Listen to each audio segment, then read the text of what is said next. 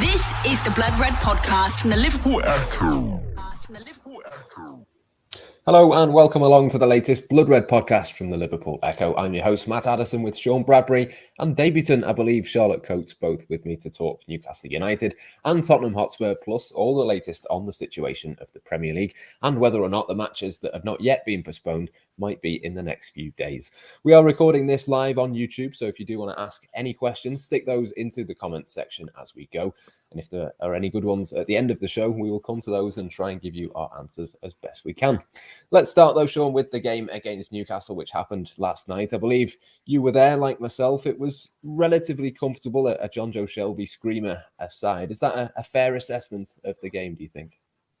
Yeah, I'd say so, yeah. I think when I first came out, kind of thought it was quite an ordinary game, but, peppered with a few extraordinary moments. But to be honest, the more I've reflected on it, the more impressive I think it seems in retrospect. And I think a big part of that is the enforced changes. The fact that Klopp did admit, didn't he, afterwards, that I think he said two of the guys who had the COVID issues would have started. So I'm presuming by that he's talking Fabinho and Van Dijk. You wouldn't have thought it would be anything different than that. And I just think that, in hindsight, puts a bit of a different complexion on it, because you've got your standard number 6, Henderson, who is still good in that position. Obviously, he's done it many, many times to Liverpool, but I think really this season, you've seen the differences and deficiencies when he's there compared to Fabinho, and you've seen how good he is further forward in that number 8 position.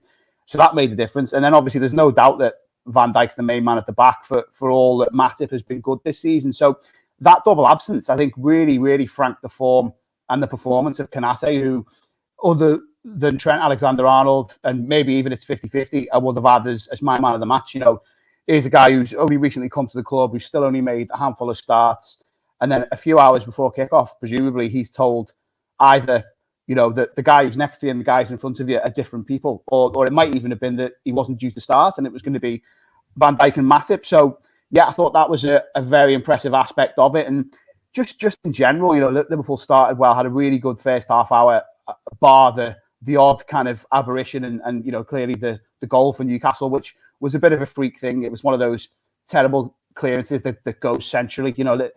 Liverpool have a habit, but occasionally they've shot themselves in the foot doing that. Remember there was a Fornals goal fairly recently where Gomez just kind of headed it to him in the centre and he banged it in. You always run a risk, don't you, if that's how you clear it, that it doesn't go well.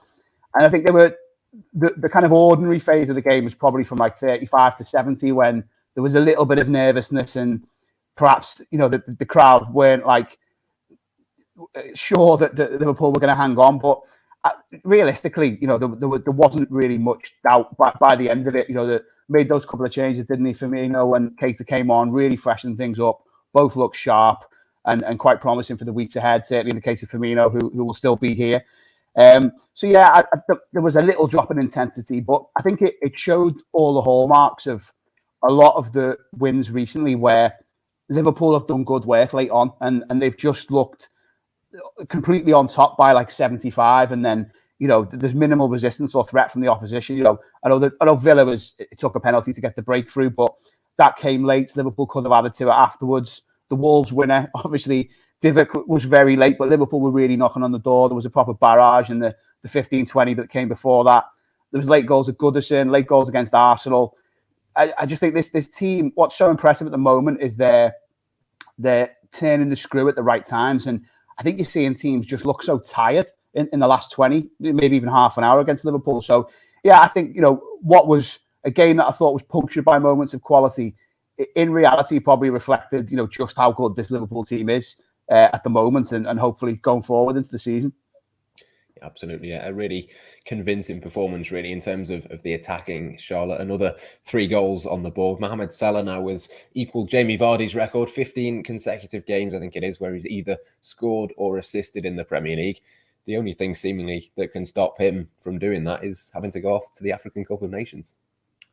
Yeah, well, he's obviously gone up another level, hasn't he? Well, he came first season, hit 40-odd goals, and you're thinking everyone's calling him a one-season wonder. So every season, does it again, and he, like I said, he's gone up another level this season, and he's the man who, like in the past, Mane was doing it, Firmino was doing it, and they still are. But Salah has just he's now the man that Liverpool look to when things are tough, like the City game, first half, we were lucky to go in at 0-0, but then Salah just does magical things, doesn't he? Where you don't he's just got that special talent where only a handful of players in the world can do what he does, and that's what wins titles, stuff like that. When you need something from a player and he pops up and does it. But like you said, him going away, like whatever happened for the African Cup of Nations, don't think anyone knows at the moment. But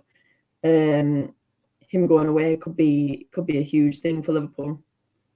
Yeah, absolutely. There was that chance that he missed with his right foot in the first half, and a few people just turned around and said, "Oh, he's actually missed one," which is sort of sign of just how good he's been so far this season, Sean. But I think we should probably talk about Ibrahima Konate as well. I mean, you mentioned him before. Obviously, comes in for Virgil van Dijk. How impressive do you think he was, and how well has he settled into this Liverpool team? Oh, hugely well. I mean, I can't remember the stats off the top of my head, but I think virtually every game he started, Liverpool have won, and they kept clean sheets in a lot of them. And the thing, I've said this on a previous pod, but the thing that's impressed me most about him is the changes of personnel around him. He's done it with different centre halves, with different number sixes. He's played at both sides of centre back with different fullbacks next to him. And here he was in the Van Dijk position and really excelling. And I think it's he's played a mixture of teams. He's played home and away.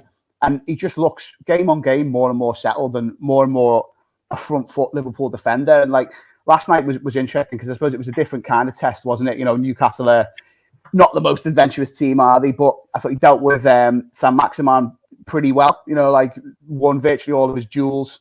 And then there were pockets of different tests for him, wasn't there? As Newcastle changed shape and threw Wilson on towards the end and tried to do different things. But yeah, I just think it's.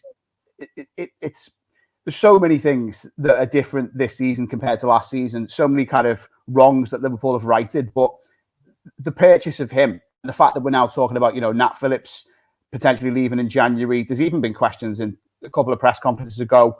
Klopp was asked about the prospect of Joe Gomez leaving on loan, which something, 18 months ago you would have thought, well, there's no chance he's one of Liverpool's kind of first choice starting centre halves. But Matip's been so good this season. They've managed his minutes so well. Van Dijk, obviously, got his current issue and missed the game and may miss some more, but we'll have to see how that pans out. But Konate is just, I think you've got to say it's close to like the dream start to the Liverpool career, especially in the position he's in where, there's been so many different questions asked of him and he's answered them all, pretty much flawlessly. I think it's fair to say, Charlotte, that he probably had a little bit more to do yesterday than he would have done had Fabinho been there. Obviously, we know the reasons why he wasn't in that team. How much of a big miss do you think Fabinho is or potentially could be if he is out of the next couple of matches? Oh, it's a massive miss. Like he's in that list of players where that handful of players, along with your Van Dijk, your Trents, your Salahs, and the goalkeeper, really, where if they're missing for a prolonged period of time, then Liverpool don't have... It's not that they don't have the squad capable of dealing with it. It's just the fact that they are that good. Like, who can you bring in as a replacement for Fabinho, who's willing to sit on the bench for 35 games in a season and come in and do a job as well as he does? It's just not going to happen. But, yeah, he offers that protection in front of the back four and allows the likes of Henderson, who's been linking so well in them triangles down the right, and then Thiago as well as formed. Like, he had an iffy game yesterday, did Thiago, giving the ball away at times. But having Fabinho next to him, they've obviously formed that partnership where like they've not lost a game. I think they've won every game other than one draw. So he's one of them players where he probably gives confidence to the rest of the side to go and do what they want to do and express themselves going forward, because they know if they get caught on the ball or misplace a pass or whatever, then he's there to mop up behind them. Yeah, there's certainly no one quite like Fabinho in that Liverpool squad. Alongside him in the midfield, Sean, Jurgen Klopp was really full of praise for Alex Oxlade-Chamberlain today, which I thought was really interesting in his press conference. What have you made of him lately? Obviously, we know the situation with his contract. He's got about 18 months left. He's got a big few months ahead of him to kind of prove himself. But judging from what Jurgen Klopp said today, he couldn't really be doing much more to convince him that a new deal is probably going to happen.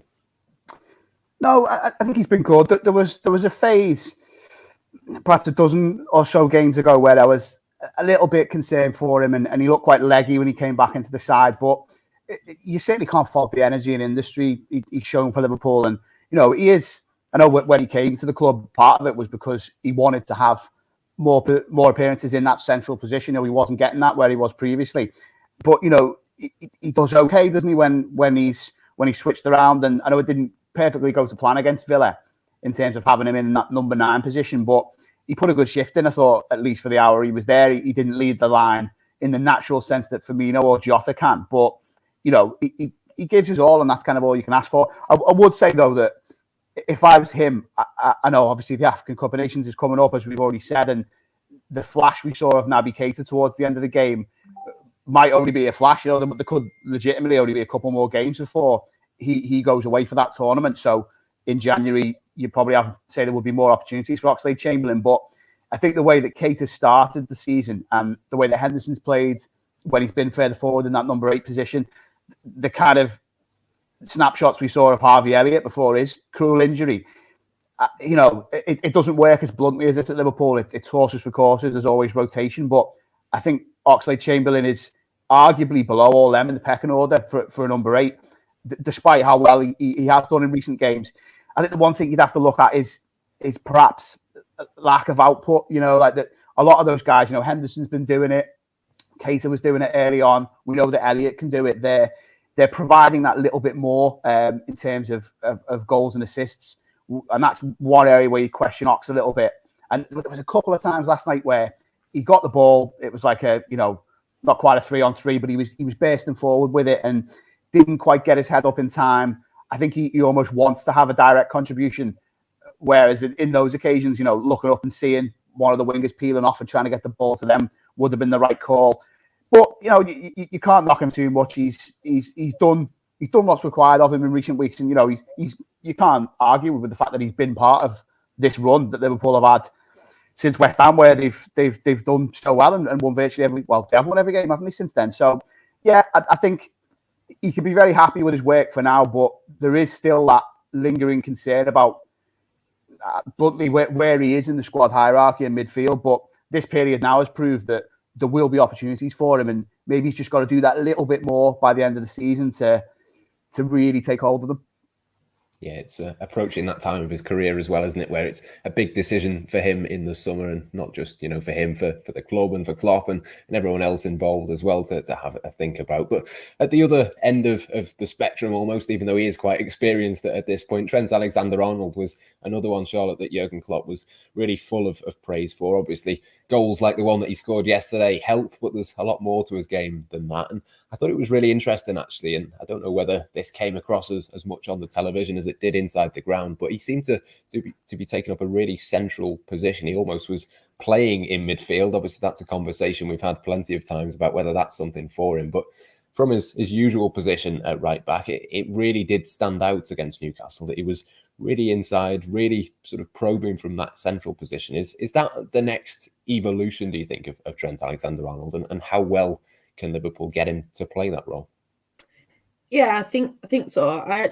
I did mention that yesterday when I watched the game, that I think it was just early on, he was just walking around in the centre circle. And it reminded me a bit of when Barcelona played against Arsenal in the Champions League, and they just completely outclassed him, and Dani Alves was just running up and down the middle of the pitch. And we all know how good he were. But yeah, I think it's a tough one, because obviously we know what Trent can do from right back, and the time he gets on the ball. Obviously, you pick the ball up in centre mid and people are on you. You're having to turn. You're receiving the ball with your back to play a lot of the time, whereas Trent's picking it up in that position and he can see the whole pitch. So he probably already knows what he's going to do before he gets the ball. But I feel like him kind of having the freedom to go and dictate the game how he sees fit is probably the way forward for him. And I feel like that's what's happening this season. He's taking it on upon himself to move into positions where he feels that he can affect the game better. Just look where his goal came from. He was top left of the pitch.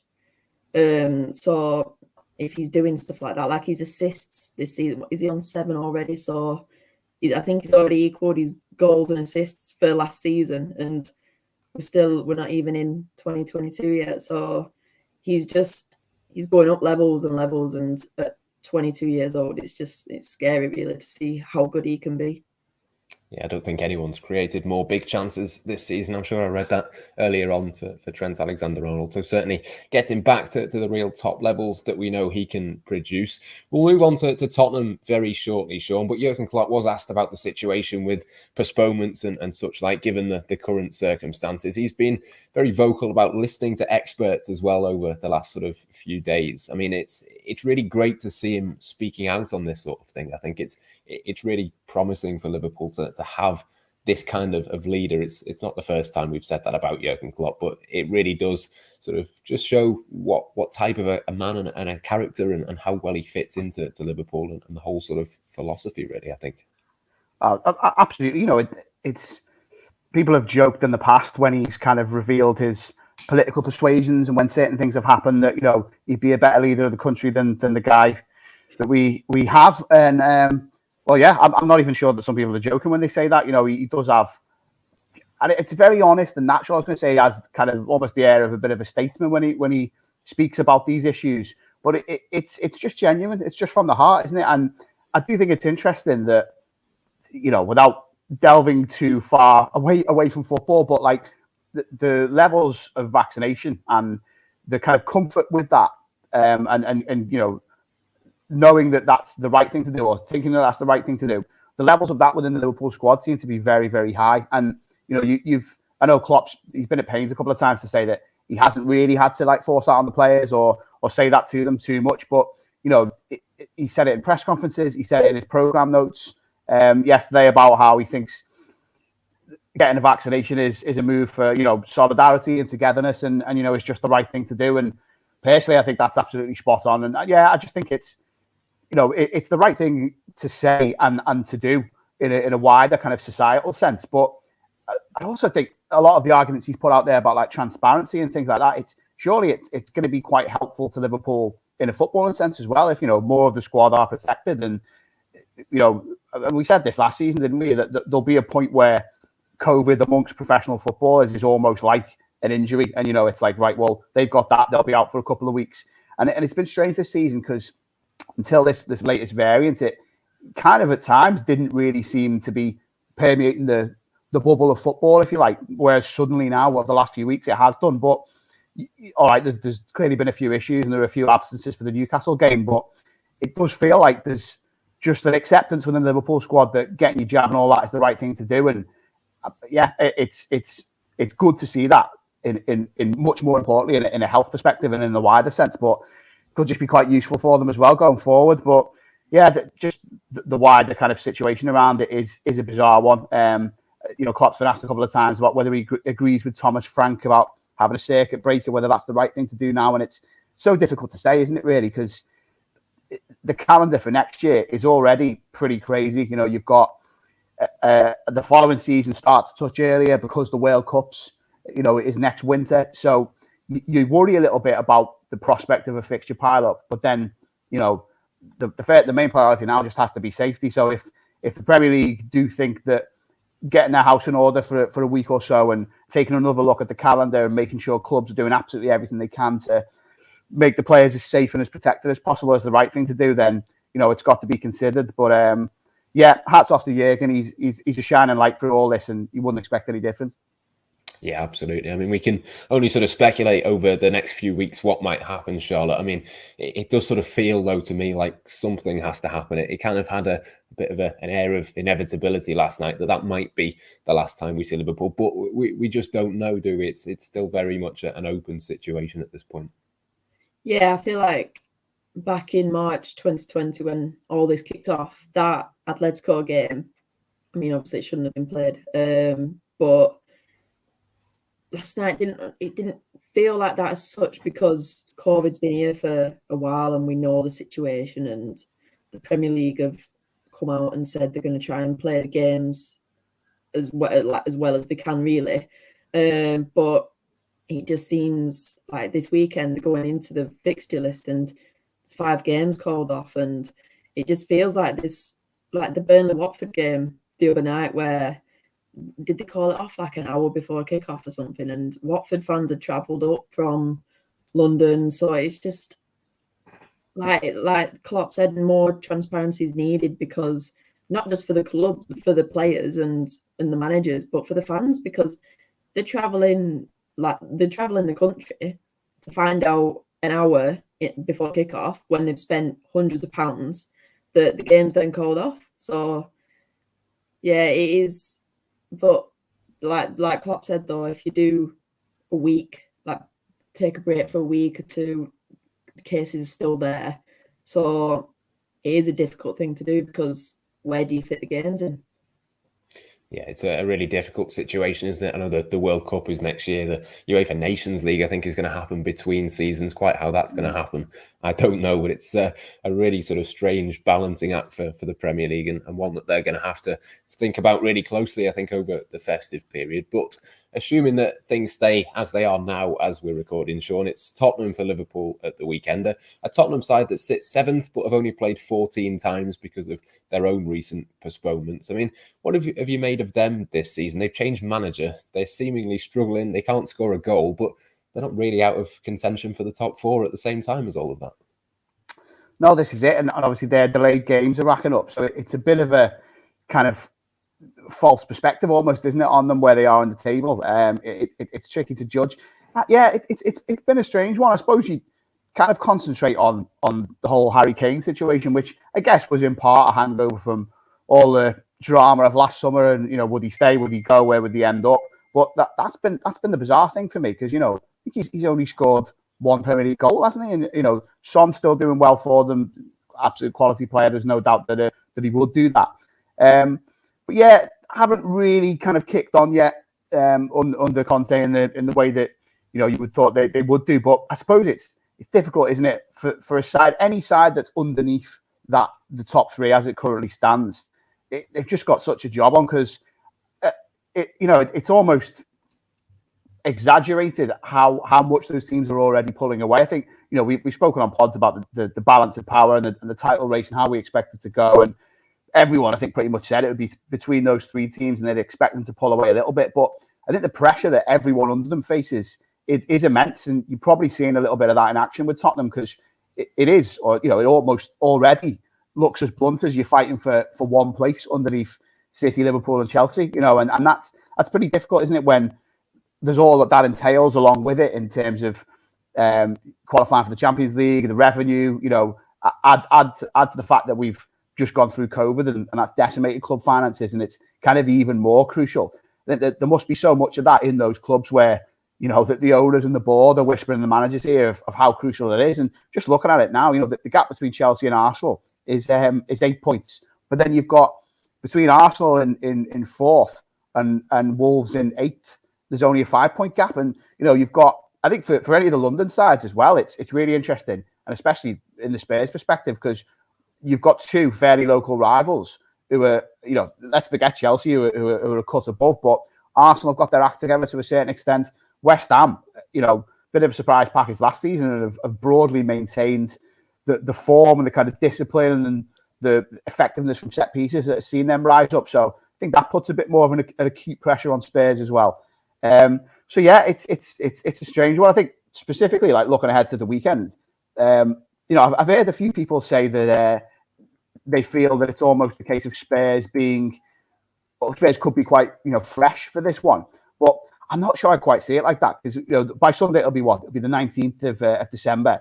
They've missed 3 games, so they've not played the game, albeit they comfortably beat Norwich. But they've not played the game since the 5th of December, so that's essentially a kind of whole international break, with your squad being walloped by COVID and certain players potentially still recovering from that, others who've had to isolate, training disrupted, the guys who are back, and even the ones who maybe haven't had it, how much time have they been able to spend on the training ground? How much tactical work have they been able to do with all of their teammates? So I think even with the couple of absentees that it seems Liverpool will still have going into the weekend, and who knows, that the list could increase there. I think if the game goes ahead, unless Liverpool are missing 5 or 6 or 7 first team players, I think it's advantage Liverpool. Spurs are still in a kind of transitional mode of discovery, really, aren't they? With this huge pressure about, can you get 4th place this season, hang it over them. So yeah, I'd be quite confident for Liverpool going into Sunday. I think Spurs will, by the end of the season, get their act together a little bit, but it might not happen anytime soon. Yeah, they've still got danger men in Harry Kane and Heung-min Son and players like that, Charlotte. Even if they've not scored loads of goals, they do have the potential to do that. In the past, though, it's probably been a lot more apprehension from a Liverpool perspective about going there this weekend. If the game does go ahead, it doesn't really feel to me like there's much to be scared of. Is that sort of a view that you'd share on them? Yeah, I mean, the form Tottenham have shown this season it's not really one to be intimidated by if you're Liverpool, because the 3 sides, City, Chelsea, Liverpool, it seems as though these sides, like your Arsenal's, remember when after international break when Arsenal came to Anfield and had they won 4 or 5 on bounce or something, and Liverpool had just come off a loss, but once Liverpool turned up, it was only going one way, that result, because there's just such a gulf in the quality of the sides. It's just, you feel like Sunday's result, even if there's no Van Dijk, no Fabinho, which of course will be a miss and will give Tottenham confidence, but you just feel that if Liverpool turn up and play to 80% of what they're capable of, you just know that Liverpool are going to win. Like, they've got the experience they have. They've won the two previous games at that stadium. So just the experience, really, though, I feel that they just know how to win games in these tight fixture lists. They just keep rolling on in December, where it's just result after result and keeping pace with City. We've been there and we've done it. So it just seems, it's like almost inevitable that it's just going to be one of them again. Yeah, absolutely. It does sort of feel inevitable without wanting to jinx them ahead of Sunday. But just before we get to picking our teams then for the game, we did ask for your questions a little bit earlier on in the show as we are recording this live. There has been a couple that have come in, so I'll send one of them over to you, Sean. Lucas says, are you worried that Liverpool will lose ground for the title race during AFCON? Assuming, of course, that AFCON takes place. How much of a concern is that? I suppose the fact that Roberto Firmino is back now is probably a timely boost for them with regards to that. Yeah, absolutely. To be honest, I was never hugely concerned by it, because in the first place, really, because, okay, there were questions maybe last summer when we knew that this was coming about the depth Liverpool had in attack. But when the fixture list came out, I think that was the first point where you thought, well, hang on, how bad really is this going to be? Because, you'd have an FA Cup game and then Brentford and Palace, where, with the best will in the world, I think the Palace game could be tricky. And, in fairness to Brentford, they have held Liverpool to a draw this season, albeit a bit of a crazy game that Liverpool were ahead in twice and, should really have won. But they're 2 sides where you think by this point of the season, and especially after quite a grueling festive fixture list, albeit one which has now been COVID hit, I think playing teams like that in January is no bad thing. When they're just looking for a bit of respite and it doesn't come, and suddenly Liverpool turn up and it's just absolutely not what you want. But a lot of Liverpool's fringe performers are looking so good at the moment. I mean, as you said, Firmino's back. Saw small glimpses of him against Newcastle. Looked quite sharp. We'll see how that plays out over the coming weeks. But he's just a class act, isn't he? He's a top operator, and there's no doubt that he'll do well in January. Jota's still going to be here. He's the joint 2nd highest goal scorer in the league, isn't he, behind Salah? And has just looked, apart from his Wolves miss, he's just looked excellent really all season. So there's that. There's Origi who'll turn up and decide to score a worldie in one of these games, no doubt, as well. And I expect, the worry, if let's say it all does go ahead, the worry is what happens around that Chelsea game. But look at what's happened around Chelsea in recent weeks. I think they've been unlucky. They've still had games. I mean, when they played Everton, the kind of stats, the XG and all that suggested a very dominant performance, but that's not how it turned out. You've got to put the ball in the back of the net and get it past Jordan Pickford on this occasion, and it was 1-1. So that game is a little bit of a concern. But obviously, whatever happens with regards to whether players can go to AFCON, if it goes ahead at that point, Chelsea will also be affected. It won't just be Liverpool.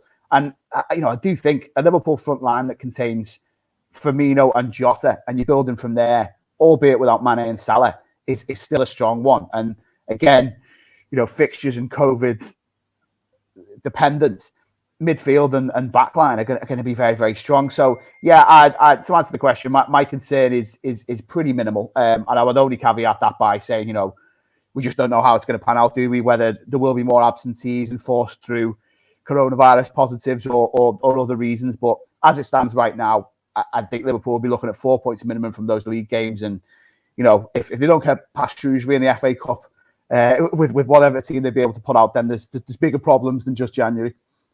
Yeah, absolutely. Yeah, there's still plenty of games to come to before then. The other question we've had submitted, Dylan Lewis with this one, is an interesting one that I'll give to you, Charlotte. Who do you feel has made a bigger step up in quality under Jurgen Klopp, Trent Alexander-Arnold or Mohamed Salah? Ooh, difficult that. Because Trent obviously come through the academy, so I feel like it was harder for him. As a kid, you're coming into the Liverpool side where you've been all your life and Scouser as well, so you carry that expectation just from the home fans, like willing you to do well. He was spoken about though, weren't he, Trent, as a youngster? I remember Gerrard's mentioned him in one of his books, saying like, look out for him almost, but possibly I will probably say Salah, to be honest, because his time at Chelsea when, he was young. Did he come to the country at 22 from Basel? So was tough for him there. Obviously, didn't work out at Chelsea. Didn't really get much of a chance. Like, look at your De Bruyne's, Lukaku back in the day. So Salah's gone away, kind of rebuilt his confidence, worked on his game, and then obviously since coming to Liverpool, he's gone to another level. He's just an absolute machine, goal-scoring machine, where in his time at Chelsea, you would have never have predicted that. Like, I mean, when we signed him, it was always, what's he going to do? He was rubbish at Chelsea. Whereas Trent has come through the system, and there was always a hope that he'd do well. I mean, obviously, he's been a lot better than what people thought, because you could never predict that he'd go on to be the best right back in the world. But I feel like Salah, what he's doing, and he's the best player in the world right now. So who would have predicted that?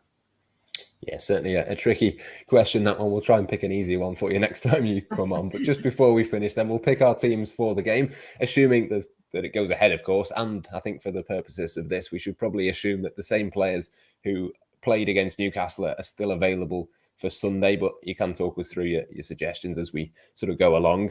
We'd assume, Sean, that Alisson Becker will be in goal. But would you make any changes to the back four, do you think? I suppose that the one difficult element of this as well is whether there'll be a game in midweek. Because I think if there was going to be, that's due to be the Carabao game, isn't it, against Leicester? But yeah, I mean, I think if we got any movement on that ahead of time, I would reconsider the Robertson Tsimikas situation. But I mean, yeah, you're definitely looking at Trent, Matip, and Konate. Barring some kind of miracle with Van Dijk being available again, but that doesn't sound like that'll be the case. I would possibly play Tsimikas if we suspect or know that there will be another game in midweek, just for the purposes of rotation. But if the game on the 22nd is definitely off, I think you just play Robertson again, because you look pretty good, and ultimately he is still the first choice fullback, isn't he? But yeah, just some interesting dynamics. Not just for Sunday, but kind of going ahead into this little period now. But yeah, that's how I'd play it. Yeah, it's really hard to plan ahead, isn't it? Particularly at Christmas time, just in a normal year. Forget at this sort of moment in time, Charlotte. Are you going to go with the same back four as well? I think Ibrahima Konate gets another game for me. Was really excellent last night. Yeah, I feel like it'll, obviously if Van Dijk isn't available, then I feel like there's no real reason to change the back four, because the end of the day, this game on Sunday is more important than the League Cup game. So I feel like Tsimikas, Joe Gomez, almost certainties to start if that Leicester game goes ahead. But yeah, Robertson doesn't look leggy. Trent, I mean, who can you bring in instead of him anyway in a tough Premier League game? And then obviously Konate and Matip, they didn't put a foot wrong, so why change it? Yeah, absolutely. I think that the time to bring Gomez back into the fold will probably be on Wednesday. But again, we don't know exactly if that game is going to go ahead at this moment in time. So we will see. We'll move on to the midfield, though. I think I'm going to bring Naby Keita in for this one, Sean. I think possibly Thiago might be time for him to sit this one out. Possibly it might be one for James Milner, I think, as well against Tottenham. It just sort of feels like there might be a couple of changes. And if those changes are there, it might be in the centre of the pitch. Yeah, I'd certainly agree on bringing Keita back, but I'd look to do my more fulsome rotation in midweek if it happens. And obviously, if it doesn't happen, then you don't have to rotate. Everyone's got their feet up. So, presuming again that there's no Fabinho, I would have Henderson deeper. I'd persist with Thiago because I think, like we said earlier, he wasn't great last night, but a lot of that was rightly, but focused on the couple of occasions where he gave the ball away. One, obviously, very crucially, that led to a goal. But thought his general play, he was good. And he just is in a good vein of form all round. So, yeah, I'd have Henderson, Keita and Thiago from the off. But I agree. I think, we saw a little Milner cameo against Newcastle. But I think if things are going well, he might get a little bit more time coming off the bench for this one. Charlotte, who are you going to pick for your midfield three? I think Ox will miss out. I think Keita will come back in because he's fresh and he looked good last night when he came on. It's nothing against Ox. It's just Keita's looked like as we said earlier, Keita's just above him in the pecking order, and now he's back fit and he's come on a couple of times. I think it's time to start him, and then Henderson will be in the 6, and I think it'll be Thiago again. Interesting. The front three is interesting as well, I think, Sean. There's obviously a couple of different options. Mohamed Salah got a little bit of a rest that he probably wasn't particularly happy with last night against Newcastle, but I'm sure he'll start this one. Who are your two others next to him, though? Yeah, it's tricky, isn't it, to fully assess the condition of Firmino, but it does feel like Klopp's taking his time with easing him back in, and now that he has, had a few minutes against Newcastle, I'd look to start Firmino. I'd probably say Firmino flanked by Salah and Jota, which obviously isn't normally where we see Jota, putting him in the Mane position. But yeah, I think Mane's been a little bit unfortunate in recent weeks, but you'd have to say he hasn't been as incisive in front of goal as the other lot.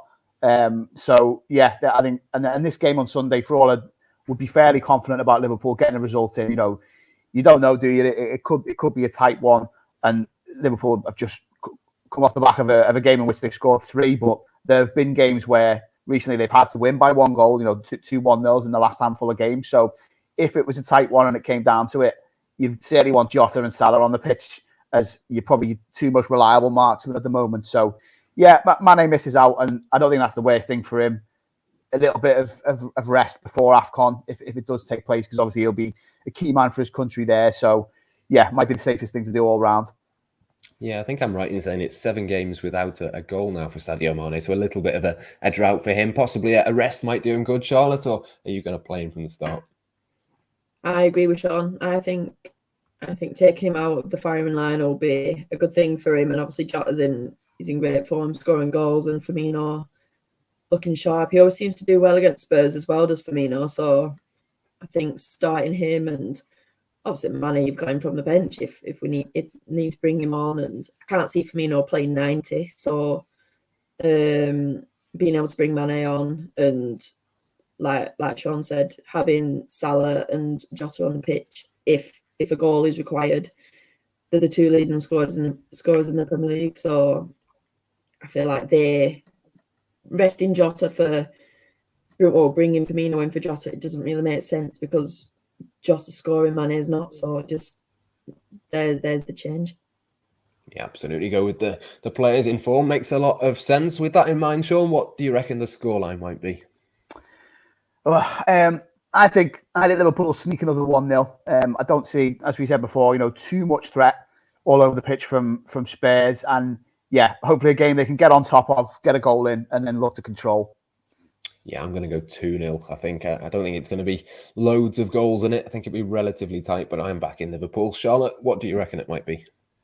I think 2-0 as well.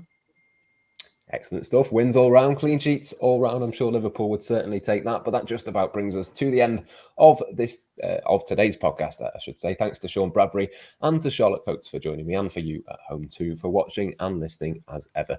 I'm sure you know by now that we'll have the coverage of the Tottenham game and the developments that take place around that across the Echo, Liverpool.com and Blood Red. And we'll be back on Monday with the next episode of this particular podcast to discuss that and preview the Carabao Cup clash with Leicester City, assuming that one goes ahead. Until then, though, it's goodbye for now.